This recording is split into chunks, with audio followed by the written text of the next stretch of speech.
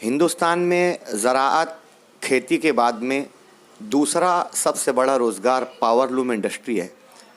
उच्चल करंजी, धुलिया, भिवंडी, नागपुर, बम्बई, सूरत, अहमदाबाद, कलकत्ता, गुजरात, पाली, बालोतरा, मथुरा, काशी, आंध्र प्रदेश समेत बेशुमार शहरों में बड़ी तादाद में सनतें, पारचा बाफ़ी से रोज़गार हासिल किया जाता है। मालेगांव में भी पावर लूम इंडस्ट्री गुज़िस्ता कई सालों से मुसलसल माशी मंदी का शिकार है। वेट, एलबीटी के बाद में एनजीटी से भी ये सनत गुज़िस्ता 2 साल से जूझ रही है। वहीं जीएसटी की शरह में 6% से 12% का इजाफा भी मालेगांव पावर लूम सनत के लिए वबाले जान साबित हो रहा है। के बढ़ते दाम, बढ़ती मार्जिन, कपड़ों की कम होती डिमांड, यार्न की सट्टाबाजारी और यार्न के मुसलसल बढ़ते दाम मालेगांव शहर की सनत के लिए बर्बादी का बाइस बन रहे हैं। ऐसे में ज़्यादातर लोग जॉब वर्क पर आ जा रहे हैं। कम असासे में सरमायादारी करने वाले, सनती कामकाज करने वाले, कारोबार करने वाले अफराद बेइंतहा परेशान हैं। व्यापारी नकद की शक्ल में कारोबार करने को तरजीह दे रहा है। बैंकिंग मसाइल से ना आशनाई, सरकारी सहूलियात से ना आशनाई।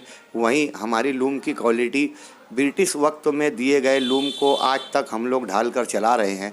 नए लूम जदीद सनत को किस तरह फॉलो किया जाए, हमारी पावर लूम इंडस्ट्री को इस आबाव अजदाद की सनत को किस तरह रेगुलाइज किया जाए, किस तरह इसे मॉडर्नाइज़ किया जाए, इसकी बहुत ज़्यादा ज़रूरत है। वक्तों के साथ साथ चलते चलते वक्तों और जदीद तकाज़ों को मद्देनज़र रखते हुए मुकामी पावर लूम सनत को भी मॉडर्नाइज़ होने की बेइंतहा ज़रूरत है। कल इसी ताल्लुक़ से कुदवाई रोड हज कमेटी हाल में आईटेक और मरकज़ी पावर लूम इंडस्ट्री के इश्तराक से वहीं शहर की सनती तंजीमों के ज़ेर एहतमाम एक रहनुमायाना तकरीब का इनेकाद किया गया, जहां सनत को जदीद करने से मुताल्लिक जदीद वसाइल असबाब की मालूमात और उसकी फराहमी से मुताल्लिक मालूमात दी गई। आइए हम जानते हैं इस बाबत माहिर कानून, सनत दोस्त शख्सियत जनाब एडवोकेट मुजीब मोमिन साहब से। इस ताल्लुक़ से हम बात करते हैं सैफ न्यूज़ पर। प्रोग्राम हुआ आईटेक वालों की जानिब से, ये प्रोग्राम की नौइयत से मुताल्लिक आप बताएंगे किस नौइयत का प्रोग्राम था? ये प्रोग्राम जो था ये मिनिस्ट्री ऑफ हेवी इंडस्ट्रीज़ की तरफ से था, जिनकी टेक्सटाइल्स से रिलेटेड बहुत सारी स्कीम्स हैं। और मसला ये है कि बुनकरों को टेक्सटाइल मिनिस्ट्री की भी जो स्कीम्स हैं उनके बारे में भी पता नहीं है। तो इसलिए मिनिस्ट्री ने ये तय किया कि पावर लूम सेंटर्स जो हैं कुछ रियासतों के, जिसमें पंजाब है, गुजरात है और अपने महाराष्ट्र है और तमिलनाडु है, इन रियासतों के पावर लूम सेंटर्स में जा कर के टेक्सटाइल्स से मुतालिक जो स्कीम्स हैं उन स्कीम्स की मालूमात इनको दिया जाए, ताकि ये कुछ अपने आप में तब्दीली पैदा करें, जिद्दत पैदा करें और मुकाबला आराई के दौर में ज़माने के साथ चल सकें और टिक सकें। वगरना इनकी बका बड़ी दुश्वार है और तबाही तो नज़र आ रही है, वो कोई बहुत ज़्यादा दूर नहीं रह गई है। कौन लोगों की जानिब से था, किस तंजीम के इश्तिराक से था आईटेक न्यूज़? ये मिनिस्ट्री ऑफ हेवी इंडस्ट्रीज़ ने फ़ंड पूरा इसका दिया है और उन्होंने पूरे इंडिया में इस प्रोग्राम के करने के लिए इटम्मा करके एक तंजीम है, textile accessories and machineries manufacturers association, जिसका बॉम्बे में हेड ऑफिस है और बाकी इंडिया के दूसरे सेंटर्स में भी हर जगह उसके मराकिज़ हैं। इनको उसका वो दिया गया है पूरा प्रोजेक्ट। तो ये लोग पूरा सेमिनार करेंगे और जिस जगह की जैसी ज़रूरत होगी उस जगह वैसे माहिरीन से उनकी रहनुमाई की जाएगी। मिसाल के तौर पे मालेगांव में बिजली के मसाइल बहुत ज़्यादा थे, तो कल यहाँ पे प्रमोद दसपुते करके एक सर्टिफाइड इलेक्ट्रिकल इंजीनियर भी आए थे, जिन्होंने पावर से मुतालिक बहुत कारामद मालूमात बुनकरों को फराहम की है। और यहाँ तक बताया कि बहुत सारी स्कीम्स के अंदर इनका पैसा भी नहीं लगना है और वो स्कीम्स का फ़ायदा इन तक पहुँच जाएगा। इसी तरह मिनिस्ट्री ऑफ हेवी इंडस्ट्रीज़ की बहुत सारी स्कीम्स ऐसी हैं कि जिसमें 80% सब्सिडी मिलने वाली है, लोन लेने की ज़रूरत नहीं है, कुछ इनको अपनी तरफ से बहुत ज़्यादा इन्वेस्टमेंट नहीं है, सिर्फ 20% बुनकर अगर अपना लगाएंगे तो 80% इसको सब्सिडी मिल जाएगी, लोन नहीं रहेगा, वापस नहीं करना रहेगा। कल के प्रोग्राम के ताल्लुक से ये सोचा जा रहा है कि यार सनत में जिद्दत लाने के लिए प्रोग्राम था, तो आप भी महसूस करते हैं कि मुकामी सनत को मॉडर्नाइज होना चाहिए?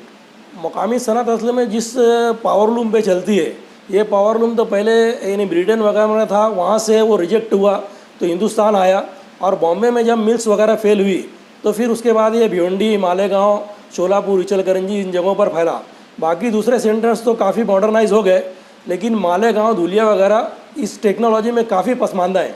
तो इसका वक्त तो ख़त्म हो चुका है और इस पर डिफेक्ट बहुत आते हैं, जबकि आज टेक्नोलॉजी इतनी आगे चली गई है कि ज़ीरो डिफेक्ट के फैब्रिक्स बनते हैं और वही बिकते हैं। एनजीटी का गुज़िश्ता दिनों काफ़ी मसला चला था, क्या वो मामला खत्म हो गया या वो तलवार मजीद लटक रही है बुनकरों पर?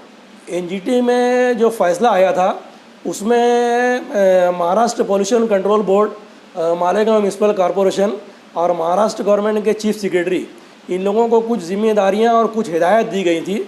वो लोग उस पर अमल आवरी मुसलसल कर रहे हैं और इसकी तकरीबन हर महीना या 1.5 महीने के ऊपर इनकी मीटिंग वगैरह होती है, अपडेट लेते हैं। वो लोग अपनी जानिब से अपनी जिम्मेदारी अदा कर रहे हैं, लेकिन ग्राउंड लेवल पे जो करप्शन वगैरह की थोड़ी सी बात रहती है, उसकी वजह से कुछ ना कुछ दर्जे में दिक्कत है जो ख़त्म होने की ज़रूरत है। सर, आपको क्या लगता है कि मालेगांव में जो कारोबार का पैटर्न है कि कम सरमाए पे कारोबार करना और ख़राब क्वालिटी और ऐसी क्वालिटी जिसका डिमांड नहीं है ऐसी क्वालिटी चलाना, बैंकिंग का निदान हम लोगों का सही नहीं है, हम लोगों के पास में कागजात भी इतने नहीं रहते और सरकारी स्कीमों से तो हम लोग बहुत दूर रहते हैं। तो आपको क्या लगता है कि आप मालेगांव के सरमायादार को अब प्रमोट होने के लिए कौन सा रास्ता इख्तियार करना चाहिए, कारोबारी रास्ता? जो वक्त के हिसाब से चलेगा वो बरकरार रहेगा, और वक्त से पीछे चलने की या वक्त से हट के चलने की जो कारोबार की बुनियादी ज़रूरियात हैं उनसे हट के अगर लोग काम करेंगे तो तबाही उनकी देर सवेर होगी। इसलिए बुनकरों से गुजारिश तो यही है कि वो ज़माने की जिद्दत को समझें और जितना इनके बस में है उतना वो करें। हुकूमती सहूलियात दुनिया भर की दस्तियाब हैं, लेकिन लाइल्मी जो है वो सबसे बड़ी वजह है पसमानदगी की, जो दूर होना चाहिए। स्कीम्स की मालूमात लेना चाहिए और गवर्नमेंट जब खुद अपने दरवाजे पर चल करके आ रही है तो उससे मालूमात लेकर के इस्तेफ़ादा फ़ौरन हासिल करने की ज़रूरत है। फ़िलहाल मालेगांव के सनतकारों में इज्तिमाई निज़ाम की भी कमी महसूस होती है, ये सनती तंजीमों में इत्तेहाद भी नहीं है और बुनकरों का भी एक दूसरे से तालमेल नहीं है। इस ताल्लुक से आप? इज्तिमाइयत तो बहरहाल एक असर रखती है। किसानों की तहरीक से ये अभी बिल्कुल फौरी तौर पर यह सबक मिलता है कि इज्तिमाइयत अगर रहे और मुस्तकिल मिजाजी रहे तो हुकूमत को भी घुटने टेकने पर मजबूर किया जा सकता है। लेकिन बुनकरों का सबसे बड़ा अलमिया ये है कि आज से नहीं, काफ़ी लंबे अरसे से ये इज्तिमाइयत पर कभी राग़िब होते नहीं और इंतशार जो है वो इनकी तबाही की मुख्तलिफ़ वजूहात में से एक अहम वजह है। हैंडलूम के बारे में ये लीला मात्रे प्रतिष्ठान, ये जो चैरिटेबल फैमिली ट्रस्ट है जिसमें ये मेरा मम्मी के नाम से मैंने चालू किया है। मेरा नाम है एनडी मात्रे। मैं फ़िलहाल डायरेक्टर जनरल हूँ ईटमा संस्था में, लेकिन एक चैरिटेबल ट्रस्ट हमने फॉर्म किया था क्योंकि मम्मी की इसमें ख्वाहिश थी कि हैंडीकैप के लिए यानी फिज़िकली चैलेंज पर्सन्स के लिए कुछ रोज़गार बनाने के लिए कुछ हम मशीन या कुछ ऐसा डेवलप करें। उनको हम मदद तो कोई भी कर सकता है, लेकिन मैं अगर एक R&D संस्था में बिट्रा में हूँ साइंटिस्ट, तो मेरी तरफ से कुछ ऐसा मशीन बनना चाहिए कि वो उनको काम में आवे और उसके वो रोज़गार बना सके। इसीलिए ये प्रोग्राम था।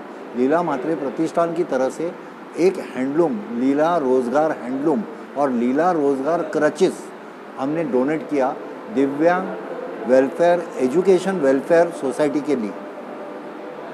ये मालेगांव की जो पावरलूम इंडस्ट्री है ये बहुत जूने पैटर्न में चल रही है, इसको जदीद करने के लिए भी आप क्या मैसेज यहाँ के पावरलूम? आज आपने देखा होगा मालेगांव का एक ब्रांड था लुंगी, और लुंगी के लिए मालेगांव फेमस था, मालेगांव की साड़ी भी एक फेमस थी। तो मालेगांव पावरलूम ये ऑलरेडी ब्रांड है इंडिया में, लेकिन ये कोरोना बोलो या जो मंदी है, हर एक ब्रांड जब भी डेवलप नहीं होगा या सस्टेन नहीं होगा तो वो रह नहीं सकता, उसके लिए पीछे कुछ करना चाहिए।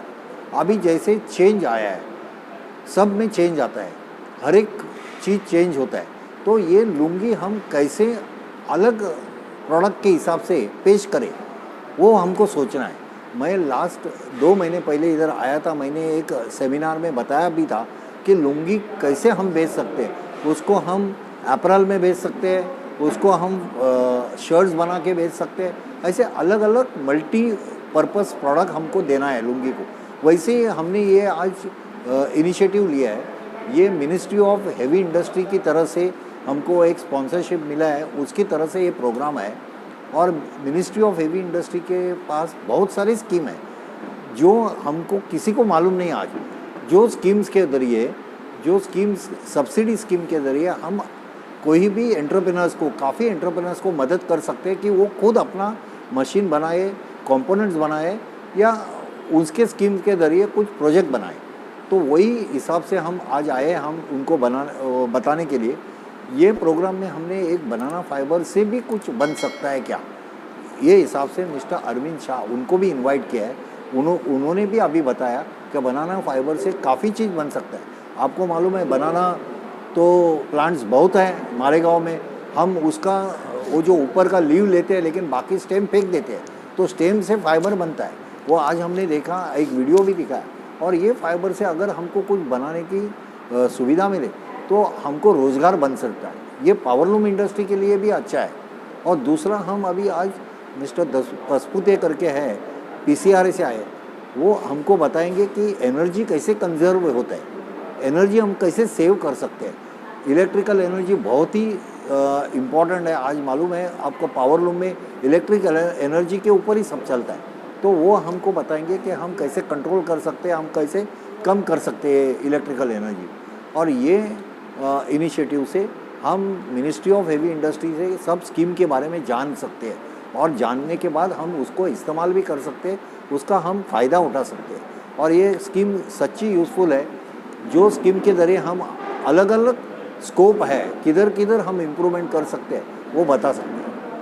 मालेगांव के लोकल पावरलूम इंडस्ट्री को मॉडर्नाइज होने की ज़रूरत है, इस्टेब्लिश है। सॉरी, मालेगांव के पावरलूम इंडस्ट्री को मॉडर्नाइज होने की ज़रूरत है, कहाँ तक आप महसूस करते हैं? सी, कोई भी इंडस्ट्री को मॉडर्नाइज होना ही होना है। मैंने पहले ही बोला है, चेंज होना ही है। हम लोग में चेंज हो रहा है तो इंडस्ट्री में क्यों नहीं? तो लेकिन अगर मॉडर्नाइज करना है तो दो तरीके हो सकते हैं। एक तो जूनी मशीन निकालो और नई मशीन लो, या यही मशीन पे कुछ ऐसा आप सुधार करो कि वो लगभग 100% हाईटेक मशीन तक नहीं आवे, लेकिन 25-50% तो आवे। तो ऐसे दो सुविधा है। गवर्नमेंट के भी प्रोजेक्ट्स है, जैसे टफ स्कीम है गवर्नमेंट की कि आप नए शटरलेस मशीन ले सकते हैं और मॉडर्नाइज हो सकते हैं। और दूसरी एक है उनको इंस्टीट्यूट अटैचमेंट, वो अभी फ़िलहाल स्कीम चलती है कि नहीं मुझे मालूम नहीं, लेकिन वो स्कीम के ज़रिए पावरलूम को अपग्रेडेशन और अपडेशन के लिए भी सुविधा दी है मिनिस्ट्री ऑफ टेक्सटाइल ने।